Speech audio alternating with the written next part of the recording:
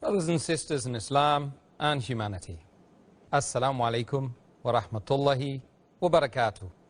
May the peace, mercy and blessings of Allah subhanahu wa ta'ala be on all of you. Welcome to our show, Ramadan, a date with Dr. Zakir. I'm your host, Yusuf Chambers, and today we will be discussing and, inshallah, answering the question, when is fasting obligatory and exempted? Dr. Zakir, Assalamu alaikum wa rahmatullahi wa barakatuh. Wa alaikum assalam wa rahmatullahi wa barakatuh. Dr. Zakir, like I said, we have a mountain to climb tonight with this topic. I'm sure there are many people who will benefit from your answers tonight, inshallah. Inshallah. The first of those, is fasting obligatory upon all Muslims? Or is there a distinct group that Allah refers to when it comes to fasting, in the month of Ramadan particularly? Alhamdulillah. Wassalatu wassalam ala rasulillah wa ala alihi wa sahbihi ajmain. There are 5 conditions to be fulfilled to make fasting obligatory on any person. Number 1 is he or she should be a Muslim. Number 2, the person should be sane. Number 3, he or she should have reached the age of puberty. That means he or she should be an adult. Number 4, the person should be healthy. Number 5, the person should not be in a state of traveling. He or she should be settled. There are additional 4 conditions for a female to be fulfilled. If it's a woman, if it's a lady, if it's a female, there are additional 4 conditions to be fulfilled to make it obligatory on her. Number 1 is that she should not be menstruating. She should not be in a position where she has postnatal bleeding. She should not be breastfeeding and she should not be pregnant. So for a woman, if all these 9 conditions are fulfilled, then it becomes obligatory on her. And for the male, only the first 5 conditions have to be fulfilled to make it compulsory for them to fast in the month of Ramadan. From what you've said, then, my understanding is that fasting is a Muslim-only prerogative. Is that correct? That's right. It is compulsory only for a Muslim to fast. It is not a requirement for a non-Muslim or unbeliever to fast. And the reason is that Allah says in the Quran, Allah says in Surah Nur, chapter number 24, verse number 39, that the deeds of a non-believer, a person who is a non-Muslim, the deeds of an unbeliever is like a mirage in a desert. And the thirsty person thinks that there is water, but when he reaches there, he does not find anything else, but he finds Allah. And Allah will pay him for his deeds. And Allah is swift in taking of accounts. That means in the hereafter, the unbeliever, for his deeds, he will get nothing. And Allah is swift in taking of accounts. So for unbeliever, all the deeds, they are useless in the hereafter, because all the deeds have to be accompanied with the intention. And as we discussed yesterday, that one of the criteria, an important criterion for a person's fast to be accepted, is the niyyah. It is the intention. And the intention is that the fast should only be for Allah subhanahu wa ta'ala and no one else. So if a non-Muslim, if an unbeliever who does not believe in Allah subhanahu wa ta'ala, where is the question of him doing the niyyah, doing the intention of fasting for Allah subhanahu wa ta'ala? So that's the reason it is not required for unbeliever to fast. If he fasts without the intention, it will just be like anything else. It will not be an act of worship. It will not be a fast as is considered in Islam. So therefore, the niyyah, the intention is very important. So for unbeliever, any act of worship, until he has faith, until he believes that there is only one Allah subhanahu wa ta'ala, unless he says the kalama, La ilaha illallah Muhammad Rasulullah, that there is no God but Allah, and Prophet Muhammad, peace be upon him, is the messenger of Allah, all the acts of worship, they are useless for the hereafter. But the moment a non-believer, a person who is not a Muslim, he accepts Islam, for him it becomes obligatory. If he accepts Islam in the middle of the month of Ramadan, from that moment onwards, fasting becomes compulsory for him. But the past, Allah will not take into account.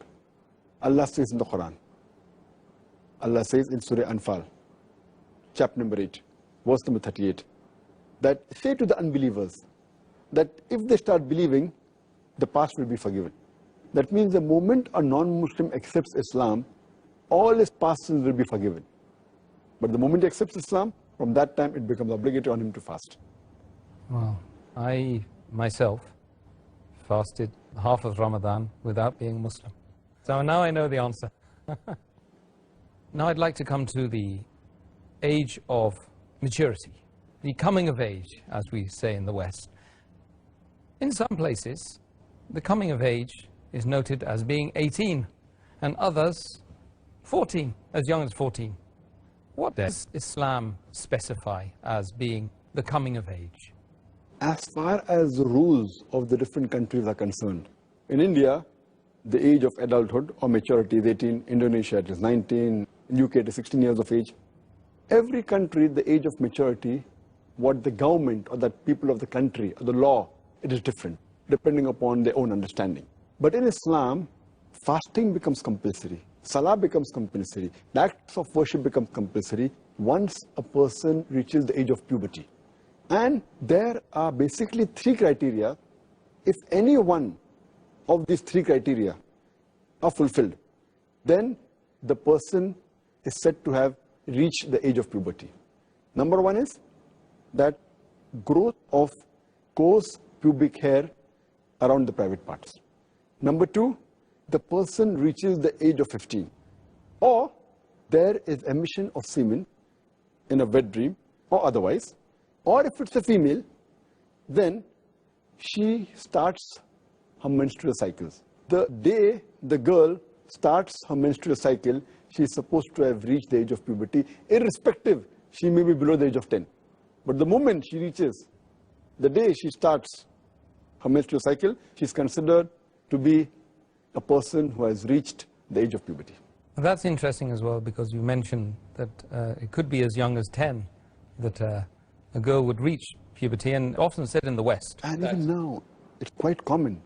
Now, recently an article came a couple of months back that in Delhi, it is not uncommon for a girl of the age of 10 to start her menstrual cycles.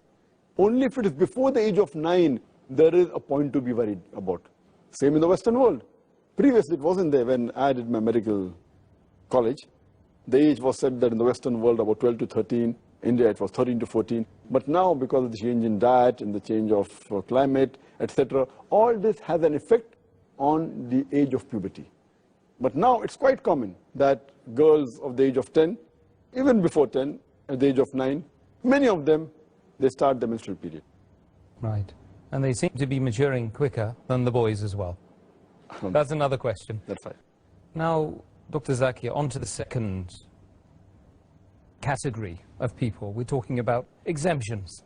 Could you list or mention all of the different categories of people that are exempted from fasting during the month of Ramadan? There are, in total, according to me, 13 categories of people who are exempted from fasting.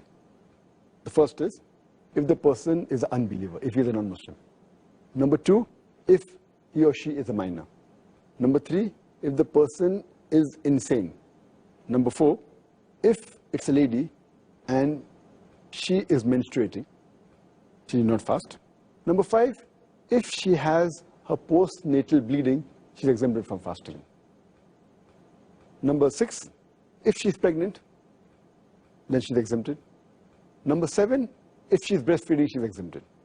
Number eight, if the person is ill or is sick, he or she is exempted. Number nine, if the person is disabled. Number 10, that if the person is very elderly, has reached a very old age. Number 11, if the person is traveling. Number 12, if the person is taking part in jihad or a fight in the cause of Allah subhanahu wa ta'ala. And number 13, under compulsion. Under compulsion, if someone forces and if the person doesn't fast, he or she is exempted. These are, in short, the 13 categories in which a person is exempted from fasting. Excellent. Now, I think we need to discuss each category on its own merits. Dr. Zakir, do all of the people that you've mentioned in the exempted categories have to make up their fast later on? Out of the 13 categories which I mentioned, the first 3 categories, they don't have to make up their fast later on. That is a non-Muslim, that's a person who is a minor, and a person who is insane. Out of the remaining 10 categories, 2 categories, a person who is disabled for long, and a person who is very elderly. These 2 people also don't have to make up for their fast, but they have to pay a ransom, the feeding of a poor person for every fast they missed. As far as the other 8 categories are concerned, the moment the condition in which they are, it gets reversed, then they have to make up for the fast which they missed. For example, the 8 categories are, the menstruating lady, moment she finishes the menstruation, then she should make up for a fast as soon as possible, before the next Ramadan. A woman who is in the period of postnatal bleeding, the moment it gets over, she has to fast. If a lady is pregnant, the moment the pregnancy gets over and the postnatal bleeding gets over, then she has to fast. If a lady, the 4th category, if she's breastfeeding, after the breastfeeding is over, then she has to fast. Or a person is sick, the moment he gets healthy, he or she has to fast. Similarly, a person who's traveling, moment he finishes his traveling, he has to fast. And a person who's taking part in jihad, fighting in the cause of Allah subhanahu wa ta'ala, moment the fight gets over, he or she has to fast. Similarly, a person who's in compulsion and is not fasting, the moment the compulsion is removed, he or she has to fast. But naturally, all these have to be done before the next Ramadan. And inshallah, we'll meet after a short break. It is Ramadan. Assalamu alaikum wa rahmatullahi wa barakatuh. Brothers and sisters, welcome back to the show. Ramadan, a date with Dr. Zakir. I'm your host, Yusuf Chambers, and today we're discussing the topic, when is fasting obligatory and exempted? Dr. Zakir, what's your thoughts on children fasting the month of Ramadan before they get to the age of puberty? As I mentioned earlier, it is not compulsory for a child who has not reached the age of puberty to fast. It's not compulsory. They're exempted. As the beloved Prophet Muhammad said, there's hadith in Tirmidhi, hadith number 1423, a beloved Prophet said that the pen has been lifted up from 3 categories of people. A child until he reaches puberty, a sleeping person until he wakes up, and a person who's insane until he becomes of sound mind. So these 3 categories of people, the beloved Prophet said that the pen has been lifted. That means it's not obligatory on them to fast. Same as prayer, also they aren't obliged. But it's good to encourage our children to fast as early as possible, though it's not compulsory. And there's a hadith which is mentioned in Sahih Bukhari, volume number 3, in the book of fasting, hadith number 1960, where the beloved Prophet Muhammad, he tells the people of Ansar, he sends a messenger and tells them to inform that those who are fasting, they should continue fasting. Those who are not fasting should fast till the end of the day. And after that, the people, the Sahaba, they said, we fasted, and we even asked our children to fast. And we took them to the masajids. And if they cried, we gave them toys of wool, so that to keep themselves busy till the time of iftar. That means this is how the Sahabas, they encouraged the children to fast at an early age, though it was not compulsory. And this is a good habit. But many a time that we see nowadays, that many of the parents, they discourage the children from fasting. Even if the child is enthusiastic and says, I want to fast, many parents say, at this young age, it's not required, don't fast. They fail to realize that fasting at a young age will not cause them any harm. In fact, it will give them a training to fast when they reach puberty. And Allah says in the Quran, in Surah Tahrim, chapter number 66, verse number 6, Ya ayyuhal lazina amanu, O you believe, save yourself and your families from the torment of hellfire, whose fuel is men and stones. Allah is reminding the people that don't only save yourself, even your children from the hellfire, whose fuel is men and stones. So it is good to encourage our children to fast at an early age. And that's what we do in the school that we are running, the Islamic International School. We encourage them to fast at an early age, even when they are in junior KG or in senior KG. at the age of 4, 5, 6, they encourage them. And at this age, the age of 4, 5, 6, we say that the person who fasts the maximum in the class will get a gift, will get a reward. And that encourages them. And when they reach standard first, that is approximately the age of 6, alhamdulillah, most of the children fast the full month. And by the time they reach standard third, that's about 7, 8 years, almost all of them fast the full month of Ramadan. Though it's not compulsory. So alhamdulillah, and when they see other children fasting, imagine most of the parents, they tell them that, oh, it's not required, but the children, they force that we want to fast because of competition, because of seeing their friends, all of them fasting. So if they don't fast, they feel ashamed, though it's not a fard on them. But the atmosphere you create, we don't tell them it is fard to fast, but the atmosphere of competition, the atmosphere of loving each other and loving the religion, loving Allah and His Rasul. So in this way, alhamdulillah, like it is said in a hadith, Muhammad Sallallahu Alaihi Wasallam said, mentioned in Tirmidhi, that when a child reaches the age of 7, we should teach him to offer salah. And at the age of 10, you can even use force. So that means scholars say, you can do the same thing even for fasting. But we start at a much earlier age, but it is not force that we use love, affection, and gifts and rewards. And alhamdulillah, it has a tremendous effect on the children. Oh, that's beautiful. Next question, very important one. One of the categories you've mentioned, an insane person is exempted. Why is this? The insane person is exempted because the same hadith that I quoted earlier, our beloved Prophet Muhammad Sallallahu Alaihi Wasallam said, it's mentioned in the hadith of Tirmidhi, hadith number 1423, that the pen is lifted from 3 categories of people. A child till he reaches puberty, a person who's sleeping till he wakes up, and a person who's insane till he becomes a sound mind. So this the Prophet has exempted, and they are free from fasting. The reason is because one of the criteria for the fasting to be accepted is niyyah, is intention. And intention can only be made by a person who's sane, who's sound in mind. Only if he's sound can he willingly intend to fast. If he's insane, he cannot. So that's the reason, if an insane person, whether he fasts or not, it doesn't make a difference at all. It is, he's exempted. And once he becomes sane, he does not have to compensate also for the fast as well, because he's not responsible for that. He's not held responsible. So that's the beauty of Islam. They only held responsible those people who should be held responsible. Only those people who have got the responsibility to make the intention knowingly. That's right. Okay, that's excellent.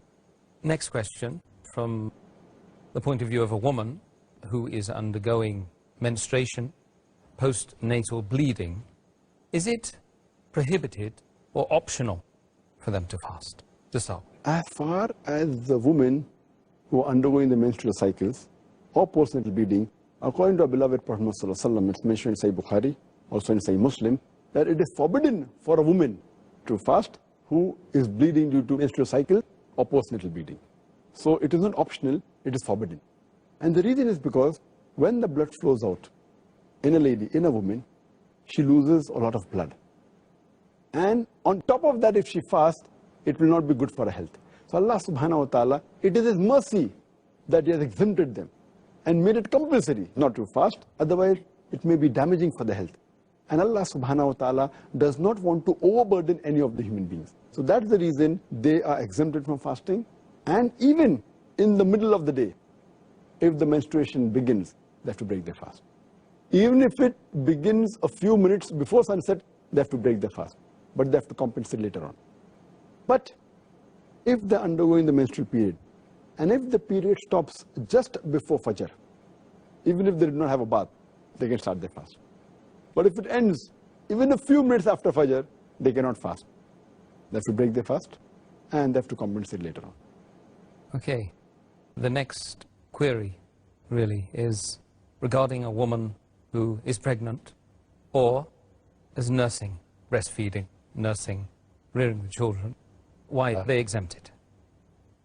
According to the verse of the Quran in Surah Baqarah, chapter number 2, verse number 185, that if a person is ill and traveling, he can make up his prescribed periods of day of fasting later on. So most of the fuqahas, most of the scholars, they say that these women who are pregnant and breastfeeding, they come under the category of those who are ill. So therefore, if they want, they can abstain from fasting. But there are clear-cut Sahih hadith in which the Prophet has exempted these women from fasting. Mentioned in Sunan ibn Majah, hadith number 1667, that our beloved Prophet says, the obligation for a person to fast and part of the prayer has been lifted from a traveler. And the obligation for fasting has been lifted from a lady who's pregnant and who's breastfeeding. Our beloved Prophet ﷺ also said, it's mentioned in Sunan Naik, in the book of fasting, hadith number 2274, that Allah subhanahu wa ta'ala has relieved the traveler from fasting and half his prayer, and Allah subhanahu wa ta'ala has relieved the pregnant woman and the woman who's breastfeeding from fasting. So based on these two hadith also, it's clear cut that the pregnant woman and the women who are breastfeeding, they have been exempted. And the logical reason that one can think is because when a lady, she's pregnant or she's breastfeeding, the food she eats is not only for herself, it's for herself as well as the baby she's carrying or the baby she's feeding. So but natural, if her fasting makes it difficult for her or becomes difficult for a baby, then she's exempted from fasting. But if she's in the early stage of pregnancy, and if she feels, or she's breastfeeding, and if she feels that fasting will not cause any damage to her health and will not cause a damage to the baby, then she should fast. If she has a doubt, if she can do it with hardship, as long as there's no damage to herself, to her health, and the baby, she has the option to fast, not to fast. But if it's causing damage to her health or the baby, it becomes haram for her to fast. Because Allah subhanahu wa ta'ala does not want to lay a burden more than what a person can bear. And in this regard, that is the reason Allah has exempted them. Later on, when they're healthy and they stop breastfeeding, or when the pregnancy ends after postnatal bleeding, then they have to make up for the fast they have missed before the next Ramadan. Inshallah, we'll meet after a short break. It is Ramadan. It is Ramadan. Assalamu alaikum wa rahmatullahi wa barakatuh. Brothers and sisters, welcome back to the show. Ramadan, a date with Dr. Zakir. I'm your host, Yusuf Chambers, and today we're discussing the topic, when is fasting obligatory and exempted? Dr. Zakir, regarding a person who is a bit incapacitated due to illness, headache or stomachache, they also exempted from fasting? The people who are ill, they are exempted. Allah says in the Quran, in Surah Baqarah, chapter number 2, verse number 185, that if a person is ill and traveling, he can make up his prescribed periods of day of fasting later on. But that does not mean if a person is suffering from a headache or a stomachache or a cough, he should not fast. If a person can fast, if he's sick, it becomes compulsory for him to fast. The only time he's exempted is if fasting becomes difficult due to his illness, or if he fasts, his illness would be increased, or his health would deteriorate, or it's compulsory for him to take some medicine due to his illness, then it becomes prohibited. Otherwise, for small issues or for small reasons like cough, like cold, like headache, like stomachache, fasting is compulsory. And the reason Allah subhanahu wa ta'ala has exempted those people who are ill, so that Allah subhanahu wa ta'ala does not want to put a burden. Allah says in the Quran, in Surah Baqarah, chapter number 2, verse number 195, that do not make your own hands the cause of your own destruction. If I'm ill, and if I know that fasting is going to cause a loss for me, will deteriorate my health, it's like killing myself. So Allah said it's prohibited. So if I know fasting will deteriorate my health, then it becomes prohibited. Similarly, Allah says in the Quran, in Surah Nisa, chapter number 4, verse number 29, that kill not yourselves, for Allah subhanahu wa ta'ala is the most merciful. So causing a loss or a damage to your own health yourself is prohibited in Islam. So this exemption is mainly for those people for whom it is difficult or it will deteriorate the health, not for small ailments. Okay. We should be very careful to make sure our illness is reasonably severe then. That's right. Next point, if you like, regarding the situation of a disabled person. Why is it a disabled person has to pay a ransom due to the fact they haven't fasted? Allah says in the Quran in Surah Baqarah, chapter number 2, verse number 184, that if it is difficult for a person to fast, he can either fast or pay a ransom. That is feeding of an indigent person or a poor person. The reason is that if a person is disabled or if he is sick permanently and there are no signs that he will become healthy where he can observe fast, so the question of him compensating or the question for him to keep the fast later on doesn't arise at all. So that's the reason for him there is a ransom, that he has to pay something that is equivalent to feeding an indigent person or feed an indigent person for every fast that he has missed. Dr. Zakir, regarding elderly people, which category of elderly people are exempt from fasting? Allah says in the Quran in Surah Baqarah, chapter number 2, verse number 184, that if it is difficult for a person to fast, he can either fast or he can give a ransom, that is feeding of a poor person. As far as those elderly people who are exempted are, those people whose health is so weak that if they fast, it will damage the health. A person who's reached a very elderly age, the age is not fixed whether it is 60, 70 or 80 or 90, depending upon his health condition. Due to the old age, if his health condition is bad, which prevents him from fasting, then is the time where he should feed one indigent person. And there is a hadith of our beloved Prophet Muhammad Sallallahu Alaihi Wasallam, Sahih Bukhari, volume number 6, hadith number 4505, where beloved Prophet said that the old elderly men and women, they need not fast, but they have to feed one poor person for every fast they skip. And similarly, there are various hadith. For example, if you read Daraqutni 2/208, it says that if a person who has to give a ransom, he has to feed a poor person 1 mud of wheat. 1 mud is equal to 2 hands outstretched full of wheat. That's what he should feed. There's another hadith which says in Daraqutni 2/270 that Anas, may Allah be pleased with him, 1 year when he became very old and he could not fast. So at the end of the month, he called 30 poor people and he fed them with bread, crumbs and meal, a proper meal for 30 poor people. So it means that for every fast you miss, you should feed one poor person. But coming back to the question that if the elderly person is of sound mind and not healthy, that's the time he has to feed a person or give ransom. But if a person is elderly and he becomes insane, if he's not of sound mind, then he doesn't have to fast, he's exempted, neither does he have to give any ransom, neither he has to compensate, because he is like a child, as our beloved Prophet said earlier, which I mentioned, that the pen has been lifted on 3 categories of people. Person who's a child reaches puberty. So these people again become like children, or they become like a person who's insane. We say that the person has become senile.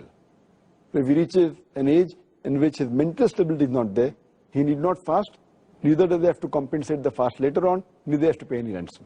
Okay, that just about answers that one then. Regarding the situation of a traveller, is it forbidden or optional for a traveller to fast? Allah says in the Quran, in Surah Baqarah, chapter number 2, verse number 185, that if you are ill or on a journey, the prescribed number of days for fasting can be made later on. So this is a concession given. That means if you want to fast, you can fast. If you want to exempt yourself, exempt, but later on you have to make up the period. Allah subhanahu wa ta'ala here has compared the traveller and kept him or her in the same category as the person who's ill. Because the beloved Prophet Muhammad said, it's mentioned in Sahih Bukhari, volume number 3, hadith number 1804, our beloved Prophet said that traveling is a punishment, or when a person goes on a journey, it's like a punishment. That means it's difficult. He has to undergo many hardships. And it is mentioned in Sahih Bukhari, volume number 3, book of fasting, hadith number 1943. There was a Sahaba by the name of Hamza, may Allah be pleased with him, and he used to always fast even on a journey. So he asked the Prophet that should he fast on a journey or not. So the Prophet said, if you wish to fast, you can fast.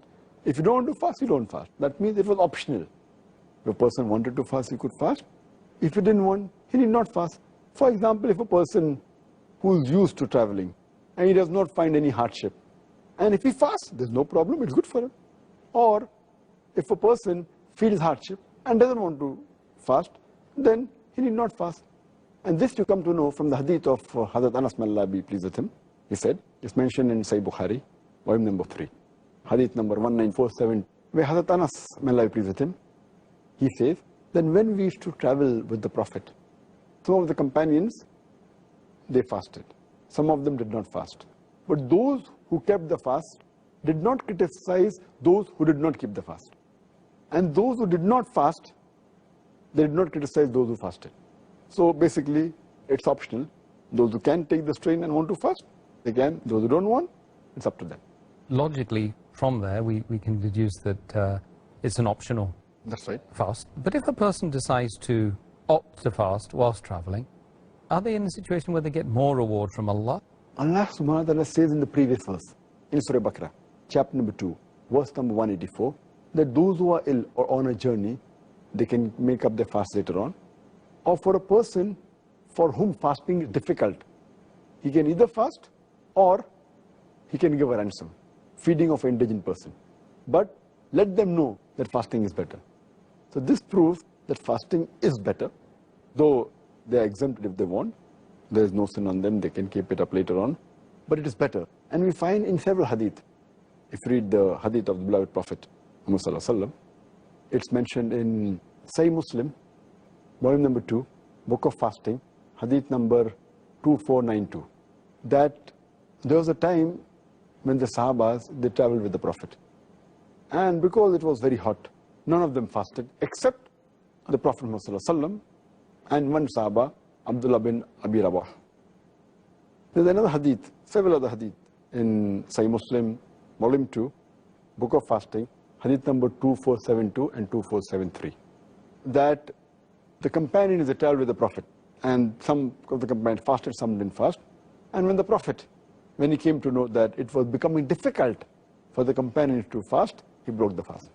In another hadith, Sahih Muslim, volume number 2, book of fasting, hadith number 2472, once when the Prophet, in the year of the victory of Makkah, he goes to a place along with the Sahabas, and he realizes that some of the Sahabas who were fasting, they were finding it difficult to fast.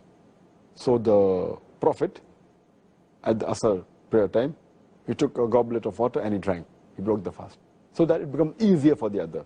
But from all these hadiths, we come to know that the Prophet preferred to fast unless it was difficult. And he broke the fast. Why? Because the other companions, they found it difficult. He did not want to put them in a critical situation. Therefore, he broke the fast. But from here, we come to know that fasting is better if you can. If you cannot, then there's no problem. You may not fast and you can make up the fast later on. Further, we come to know that it is preferable to fast. Why? Because if a person delays his fasting, if he's traveling, and God forbid, if his life comes to an end or whatever it is, then that would yet be a thing which is left for him to do, a farais.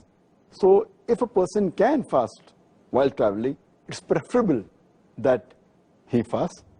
And furthermore, when you're traveling in the month of Ramadan, even the people around you, they fast. So it's easier in that sense. When you come back home and the month of Ramadan is over, and if you individually want to fast and no one else is fasting, it becomes many a times difficult. So that's one of the reasons also, that if you can do it with the hardship and fast while traveling, it's better, and even thawab is more. Excellent. So inshallah, we'll meet after a short break. It is Ramadan. Assalamu alaikum wa rahmatullahi wa barakatuh. Brothers and sisters, welcome back to the show. Ramadan, a date with Dr. Zakir. I'm your host, Yusuf Chambers, and today we're discussing the topic, when is fasting obligatory and exempted? Dr. Zakir, why is a person that is partaking in jihad exempted from fasting? When a person is taking part in jihad, but natural fasting will make him weak, and he will not be able to perform that well in jihad while fighting the way of Allah subhanahu wa ta'ala. That is the reason the beloved Prophet said, it's mentioned in Sahih Muslim, volume number 2, chapter number 420 in the book of fasting, hadith number 2486, that when Prophet Muhammad was going for jihad, he told the Sahabas that we are approaching the enemies. And if you don't fast, it will make you stronger. So break the fast. After this statement, some of the Sahabas, they broke the fast.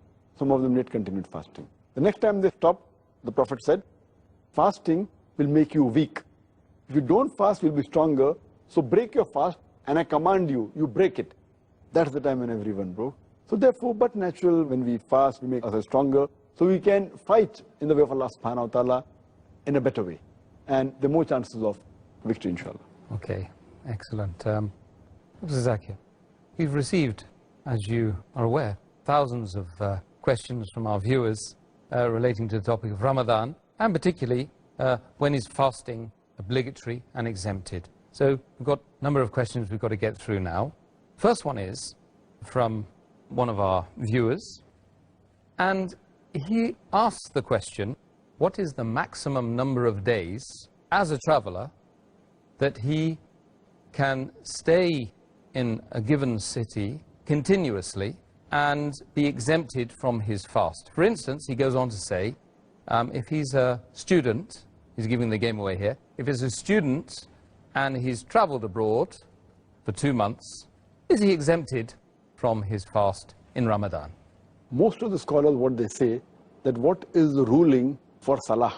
When a person travels, as the hadith I quoted earlier, that our beloved Prophet ﷺ said, mentioned in Sunan ibn Majah, hadith number 1667, that our beloved Prophet says that Allah subhanahu wa ta'ala has exempted a person from fasting and half of these prayers when he's traveling, and exempted a woman from fasting when she's pregnant, etc.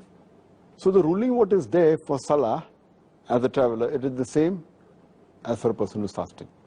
And most of the fuqahas, most of the scholars, though they difference opinion, but as for Salah, they say that maximum person can stay in a city in one place after he has left his own hometown is for 4 days.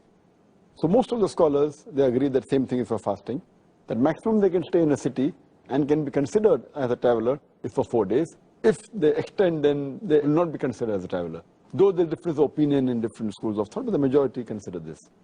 Coming to the second part of the question, that if a person goes for studies and stays in a foreign land, maybe for 2 months or 3 months or several months together, will he be considered as a traveler? No. In this condition, he's staying for a long time, for months together. As far as fasting is concerned, he will have to fast all the obligatory fast of the month of Ramadan. Next question. If a fasting person, he's been fasting the whole day, decides to travel in the afternoon, he starts his travel in the afternoon, is it compulsory on him to break his fast, or is it optional? What is the best solution for him? If a person starts the travel midday or in the afternoon, and if he's in the hometown till afternoon, it becomes fard for him to keep the fast, at least in that time. Only time a traveler is permitted to break the fast is when he leaves the hometown. If he decides that he's going to leave in the afternoon, it's not possible that he does not fast in the morning. He has to fast in the morning, because there can be change of plans. If he decides in the afternoon, he may change his plan, so then it will be a sin on him. So if a person is traveling, the only time he can break the fast is when he leaves the city limits. Until he hasn't left, he should not break. So if he leaves the city limits in the afternoon, he is permitted to break, not that he should break. But if he feels there's no hardship, he can continue fasting and complete his fast. It's optional on him. Okay, excellent.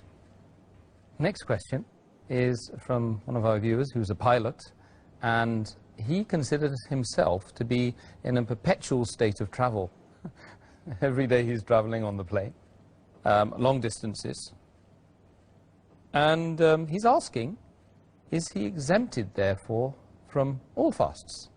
If a person's profession is such that he's a pilot, or if he's a sailor and he has to travel, and if he leaves his hometown and if he's gone away, so but naturally he's considered as a traveler.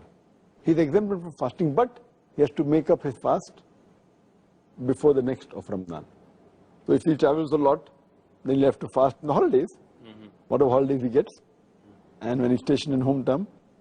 So if he does not want to fast, he's exempted because he's considered as a traveler, but he'll have to make up the fast as soon as possible before the next Ramadan.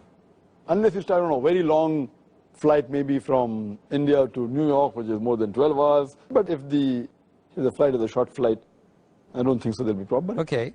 Next question is from a person who usually works or he usually stays in Saudi Arabia. And the last Ramadan, he started his fast in Saudi Arabia. And Saudi Arabia has a difference of 2 days, or it did last year anyway, from India, which is his hometown. So he came to his hometown, and by the time he'd reached, he'd already fasted 2 days in Saudi Arabia. He wants to know, does he have to finish 30 days and then be left with 2 days in his hometown, which the other people around him are still fasting? Should he consider this to be the point of reference, or Saudi Arabia to be the point of reference, I think is the question. According to hadith of beloved Prophet Muhammad, it's mentioned in a Sahih hadith of Tirmidhi, in the book of fasting, hadith number 697. The Prophet said, start your fast with the people who are starting the fast. Means if you live in a country or live in a place, if those people are fasting, you should fast. And break your fast with the people around you when they break the fast. So if he lives in Saudi Arabia, he should start his fast with the people of Saudi Arabia. If in between in Ramadan, if he goes back to his original home in India, then he should fast till the time his people are fasting. And I'm aware that many a time there's a difference of a couple of days. So if he starts his fast 2 days earlier and he goes to India, by the time he finishes his 30 fast, the people of India may yet have 1 or 2 fasts left. But yet he has to continue fasting till the people of India, even though it exceeds more than 30 days. It may be 31, sometimes 32 days, because the hadith says that fast with the people who are fasting around you and break the fast with the people who are breaking the fast around you. But if it is the vice versa, if he starts the fast in India 2 days late and then comes to Saudi Arabia, then maybe he'll fast 28 days. So in this case, he has to start with the people of India, end with the people of Saudi Arabia, and he cannot fast on the Eid day because it is haram. But after that, he has to at least fast 1 more day, because in any lunar month, it's 29 days. So he should at least fast additional 1 or 2 days to make up for 29 or 30 days, so that it doesn't mean that he has fasted less than the minimum requirement. Next question, it's a gentleman who says he's an engineer, final year, would-be graduate, student. His final year examination lies in the month of Ramadan. We were talking about last Ramadan, I believe. His mother and his parents have advised him not to observe the fast during the month of Ramadan because it may affect his examination results. Is he exempted from fasting on this basis? A person who does not want to fast only because of the examination, it is not a valid reason. Even though it may be a final exam, and maybe the parents may coax that don't fast, because if you fast, then maybe your concentration will go down and the results will become less. Even if the parents force, at this point of time, the child, the son or the daughter should not listen to the parents. Because if the parents tell you something which is against the teaching of Allah and His Rasul, that's the only time where they can disobey the parents. Allah says in the Quran, in Surah Ankabut, chapter 29, verse number 8, as well as in Surah Luqman, chapter number 31, verse number 15, that if your parents force you or strive, do jihad, to make you worship somebody else besides Allah subhanahu wa ta'ala, do not obey them. But yet, live with them with love and companionship. So here, Quran gives you permission, because that is not a legitimate reason. That because the examination is there, they don't want to fast so that they can get good marks. Getting marks in the akhirah, doing a faraiz, is more important. That is the reason this is not a valid reason, and the person should yet fast. Inshallah, Allah will help him, and he will do better in the examination. But the help of Allah is more important than any other help. And Allah says in the Quran, in Surah Al-Imran, chapter number 3, verse number 160, if Allah helps you, none can overcome you. If Allah forsakes you, who will there then who can help you? So let the believers put their trust in Allah subhanahu wa ta'ala. So my advice is that even if it's examination, let them fast. Inshallah, the concentration will be better and they'll get better marks, inshallah. More taqwa and trust in Allah. That's the answer. Good. Another question relating to travel and fast. What's the minimum distance of travel during which are exempted from fasting? This is the same answer as for Salah. What is the distance considered for a traveler so that he can do qasar in his Salah, shorten his Salah? It's the same for fasting. To the difference of opinion, but the majority of the scholars, they say it is 16 farsak. Each farsak is for 3 miles. So it is more than 48 miles if a person travels. Or if a person travels more than 80 kilometers, he's considered as a traveler. But some scholars say it's 83, some say 84 kilometers. So to be on the safe side, more than 80 kilometers, more than 84 kilometers, a person is considered as a traveler. But the basic thing is, he should not be in his own hometown. There are some cities which are very large, and the distance from one end of the city to the other end can be more than 84 kilometers. Then he's not considered as a traveler. He should be in a foreign city. So, Dr. Zakir, we've reached the end of another show, and alhamdulillah, I'm so glad that we were able to answer some of the viewers' questions. It was so nice, and such nice answers, and very succinct as well, alhamdulillah. Brothers and sisters, I hope that you all benefited immensely from the answers that we got from Dr. Zakir today regarding the topic that we've selected. And tomorrow, I hope you will join us at the same time when we will be discussing acts which invalidate the fast or acts which are prohibited whilst fasting. Same time tomorrow. Assalamu alaikum wa rahmatullahi